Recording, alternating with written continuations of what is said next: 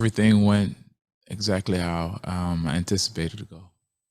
Going into this fight, you said your opponent, Douglas Lima, has been receiving all the love. Is that a little frustrating on your part?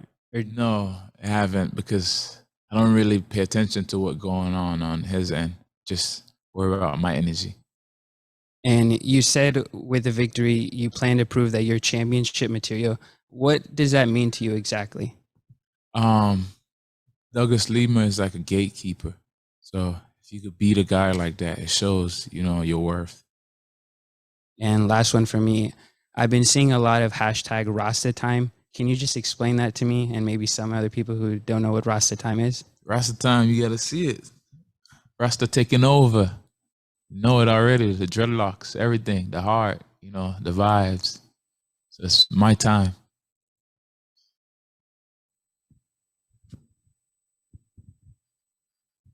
Welcome to the Pacific Northwest. How are you feeling? I'm feeling awesome. I love it here. Right on. Yeah, beautiful weather for you. Yes, remind you absolutely. of home at all? Absolutely. Now, talk about your opponent. How do you feel the fight's going to go on Friday night? My opponent, he's a great opponent, great guy, great person, great father, great fighter. And once I get my hand raised, it's gonna be awesome. Just shows that it's a new king here to take over. His name is Jason Jackson. And I'm gonna surprise the world, because I have trained. Been a year since I've just been training nonstop. And I can't wait to prove to myself and the world that I have improved and I have growth as a person outside and inside the cage. Last question, and I have to ask, your nickname, the ass kicking machine, where did this come from? The ass kicking machine came from, watching a lot of WWE, and when the Big Red Machine and The Rock team up together, yes, that was that fight right there when the idea just sparks. And, The Rock always talking about whooping ass, teaming up with Big Red Machine. It's like, okay, it's right there. Boom. Well, thank you. Thank you. Jay, next question. Hey, Jason, thanks very much for the time today. And, you called Douglas Lima a gatekeeper just now, and I'm curious if you feel that he's the same dangerous fighter now that he was a few years ago before this current skid. Yes, absolutely. He's dangerous. Doesn't matter what given time. Even cutting weight right now, if I'm supposed to run up on him, he's still going to be dangerous. Because, Douglas Lima was one of the best at one time. And, he's a knockout artist. He could do it all. So he is a dangerous opponent. I take this fight serious, just like any other opponent. And, should you get the win this Friday, is the title next? Do you wait for the winner of, let's say, Storley Amosov, assuming that Amosov is back soon, as has been rumored, or would you want to stay active and take something else? Does anything else even make sense? Nothing makes sense unless MVP not going to be, come back from bare knuckle. Then that will make sense. Everything ahead, that's what makes sense to me. Nothing behind. I'm not looking behind. So title fight is, yes, it's on the horizon. That's what I'm looking forward to. And you mentioned MVP. There was a lot of criticism of his opponent, Logan Storley, who obviously now holds the interim title in the welterweight division. And he was pretty heavily criticized, even by Scott Coker himself. What's your take on Storley showing in that MVP fight? It shows that he have a heart and he's not afraid to fight and he's game because he went out there and executed the game plan. That's how you got to fight a guy like MVP. MVP's a world-class striker. So, if I was in Sterling's shoes, I wouldn't risk it. The mission is get gold and get double check. He did it. And last one for me. Obviously, now you have to focus on Douglas Lima. How do you see this fight playing out Friday night?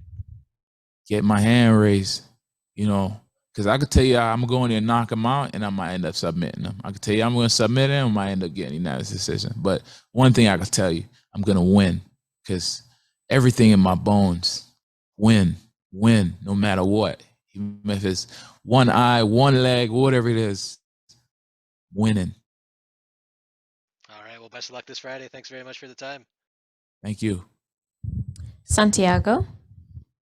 Hi, Jason. Thank you for the time. You are always wearing Bellator clothes when you're on the media day. You're very happy here at Bellator MMA, right, Jason?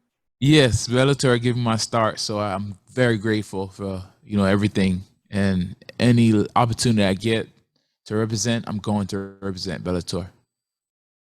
Did you work a lot with the Dutch master Henry Hoof during your camp? And who were your main training partners for this camp? Definitely Henry Roof. I worked with him. Worked with some of the guy at Sanford. I work with Delana Taylor. I work with Eddie Alvarez. I work with Robbie Lawler. I work with Michael Johnson. I could sit here and name a list of guys. We got a stud camp. So, Greg Jones, work with Saeed, some Samboan,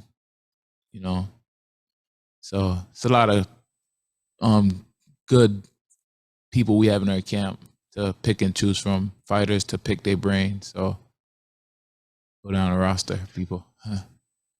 You fought on the same card as Douglas Lima when he defended his belt against Amasov, and he got completely dominated. I'm talking about Bellator 260, of course. What did you make of that performance by Lima? I thought it what it was because Amazon's a great fighter and a strong wrestler. So I kind of knew that that's what's going to happen. And he just he got his hip control. So, it was a great game plan by Amazon going into that fight. I don't think he was ready for that, but take nothing away from Douglas. He's still great. Cannot wait to see you perform again. Good luck on fight night, sir. Thank you.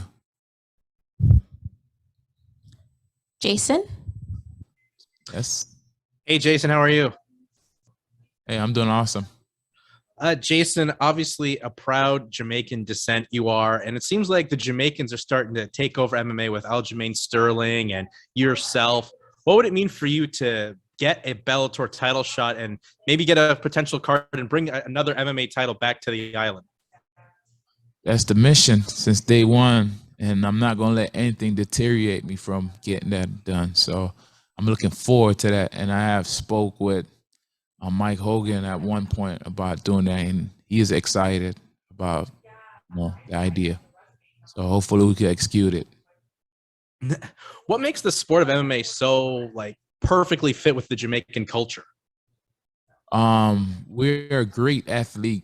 You could see it. We was born for this. You could tell from just tracks and any other sport that we cross, we excel. So and we was built for this. We have that fiber explosive muscles, that twitch muscles that it's hard to train for and deal with. All right, thank you very much, Jason. Thank you.